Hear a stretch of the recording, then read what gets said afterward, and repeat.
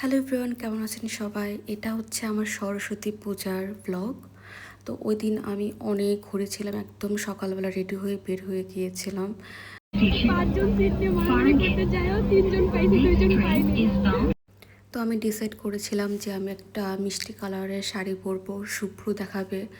মানে সরস্বতী পূজা মানে একটা স্নিগ্ধ একটা ব্যাপার-স্যাপার।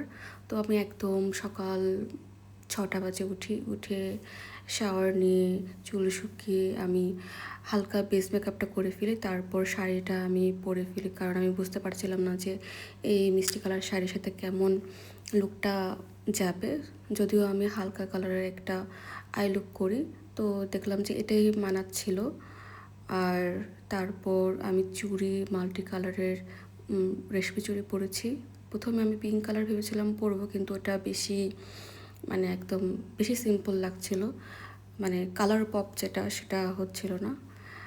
তো তারপরে তো কাজল দিয়ে নিলাম। আমি কাজল দিলেই বা মেকআপের কোনো ভিডিও করলে বা পিকচার দিলে অনেকে জিজ্ঞেস করেছে কোন কাজলটা ইউজ করি, কোন আইলাইনারটা ইউজ করি।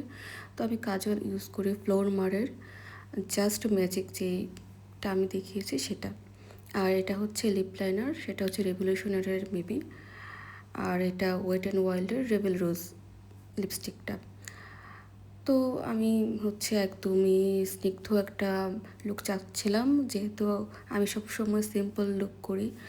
আর এটার সাথে কী কালার টিপ যাবে সেটা আমি ডিসাইড করেছিলাম। ফার্স্টে আমি রেড কালার পরি, কিন্তু পরে দেখি না রেড কালারটা বেশি মানাচ্ছে না, তো আমি মেরুন কালার একটা পরি, ওটাই বেশি ভালো লাগছিল। আর এখানে আমি জুয়েলারি হিসেবে আমি চুজ করেছিলাম যে একটা সিম্পল পদ্ম ডিজাইনের একটা নেকপিস পরবো। তো এটার সাথে দুলটা আমার কাছে, দুলটা যেহেতু টপস, তো শাড়ির সাথে টপটা ভালো লাগছিল না, তো একদম বেশি সিম্পল লাগছিল। তো আমার আরও একটা হচ্ছে পদ্ম নেকলেসের সেট থেকে একটা ঝুমকো আমি নিয়ে নিয়েছি।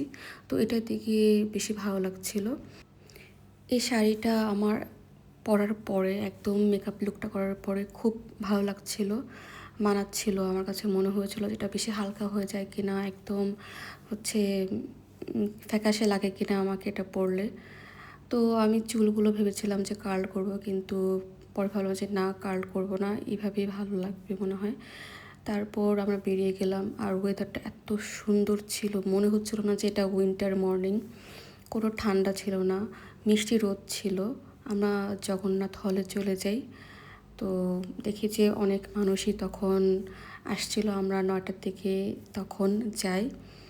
আর আসলেই ওদিনের ওয়েদারটা খুব সুন্দর ছিল। যারা সকালবেলা গিয়েছিলেন তারা বলতে পারবে, কিন্তু বিকালবেলা কিন্তু খুবই খারাপ অবস্থা ছিল, এত ভিড় ছিল যে বিকালবেলা হচ্ছে আমরা সন্ধ্যার দিকেও ছিলাম, আমরা বেরও হতেও পারিনি, এরকম মানুষ, এত মানুষ এর ভিড় ছিল, এত মানুষ গিয়েছিল।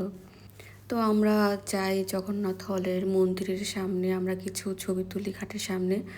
তারপর দেখি এখানে যে আস্তে আস্তে মেলা বসা শুরু করেছে পুজোর পর 10:30টার দিকে তখন। তারপর দেখি যে আরও অনেক মানুষ আসছিল, মেলা বসছে, আরও অনেকেই হচ্ছে মেলার জিনিসপত্র নিয়ে আসছিল। আর এখানে কি সুন্দর ফুল। আমরা মাঠে যাইনি, ভিড় দেখে মাঠে যাইনি, কিন্তু আফসোস হচ্ছিল পরে সন্ধ্যার সময় এত ভিড় ছিল আমরা মাঠে আর যেতেই পারিনি। তো এখানে আমরা ঘাটের ওই পারে যাচ্ছিলাম, দেখলাম যে কিউট কিউট কিছু কুকুর ছানা। তো আমার কুকুর ছানা বিড়াল ছানা দেখলে ধরতে ইচ্ছে করে, কিন্তু ওদের মা আশেপাশে থাকে, ওরা অনেক অ্যাগ্রেসিভ থাকে, তাই আমি চাইনি, বাবা থাক, আমার 14টা ইঞ্জেকশনের দরকার নেই।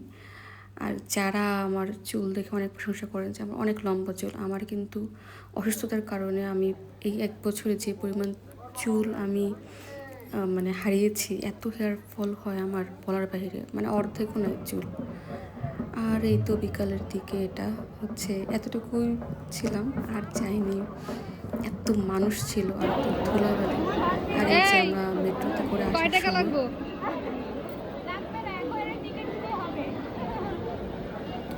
মেট্রোর টিকিটের এত বড় লাইন ছিল যে এদের পা ব্যথা হয়ে যায়, তাই বসে পড়ে। আর এই বান্ধবীদের ছবি তোলা তো শেষই হয় না, লাইনে দাঁড়িয়েও ছবি তোলা, লাইন আর থাকে না। লাইনের ফার্স্টে দাঁড়িয়েও আমরা সিট পাইনি, মানে এত ভিড় ছিল সেদিন। সুন্দর করে দাঁড়াইতে মেট্রোতে এখন বসাই যাচ্ছি সিট নিয়ে খুব পরের স্টেশন 5 জন সিট নিয়ে মারামারি করতে যায়ও 3 জন পাইছি 2 জন পাইনি is bound for Uttarakhand station is আর আমার তো ঠেলায় নিয়েছে আমি হাঁটতে পারিনি খুবই হতাশ আমরা অথচ আমরা কিন্তু সামনে দাঁড়াইছি সামনে আমরা পিছন দিয়ে ঠেলাই